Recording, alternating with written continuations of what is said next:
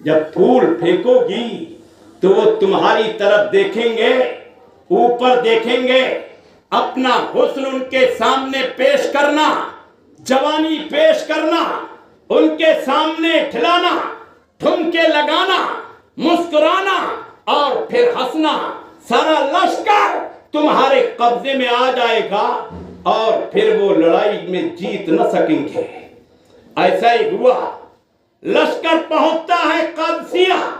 اس road پر پہنچتا ہے جس روڈ کے دونوں طرف مکان اور مکانوں کے اوپر نوجوان لڑکیاں پھول لیے کھڑی ہیں۔ تو پھر انہوں نے چاہا کہ ہم پھول پھینکے، لیکن سعد ابن ابی وقاص رضی اللہ تعالیٰ عنہ نے جب دیکھا کہ نبی کے دشمنوں نے اپنی نوجوان لڑکیوں کو ہمیں ورخلانے کے لیے، اپنی طرف مائل کرنے کے لیے، جنگ جیتنے کے لیے ان کے ہاتھوں میں پھول دے کر کے کھڑا کیا ہے، تو سعد ابن ابی وقاص رضی اللہ تعالیٰ عنہ میری ماں اور بہنوں صحابہ سے کہتے ہیں، او نبی کے دیوانہ، تمہیں معلوم ہے قرآن کیا کہتا ہے؟ صحابہ بولے بتائیے قرآن کیا کہتا ہے؟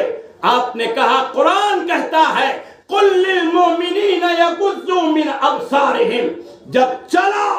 تو تمہاری نگاہیں نیچی ہونی چاہیے۔ سعد ابن ابی وقاص رضی اللہ تعالیٰ عنہ نے کہا نبی کا دشمن چاہتا ہے اپنی نوجوان اور آدھی ننگی لڑکیوں سے تمہیں برخلا کر کے تمہیں جنگ میں کامیاب نہ ہونے دے، لیکن تمہیں قرآن کہتا ہے کہ ان کی جانب نگاہ اٹھا کر کے بھی مت دیکھنا۔ صحابہ آگے بڑھے، روڈ پر پہنچے، مکانوں کے درمیان پہنچے، انہوں نے پھول پھینکے، لیکن ایک صحابی نے بھی نگاہ اٹھا کر کے نہیں دیکھا۔ لڑکیاں پریشان، لڑکیاں حیرت میں، انہوں نے پلیٹیں پھینک تھی جن پلیٹوں میں پھول کی پتیاں تھیں، اور مکانوں سے چھلانگ لگا دی اور اپنے گھر والوں سے کہا تھا کہ تم تو ہمارے حسن و جمال کے ذریعے سے ہمیں ننگا کر کے، ہمارے ہاتھوں میں پھول کی پتیاں تھما کر کے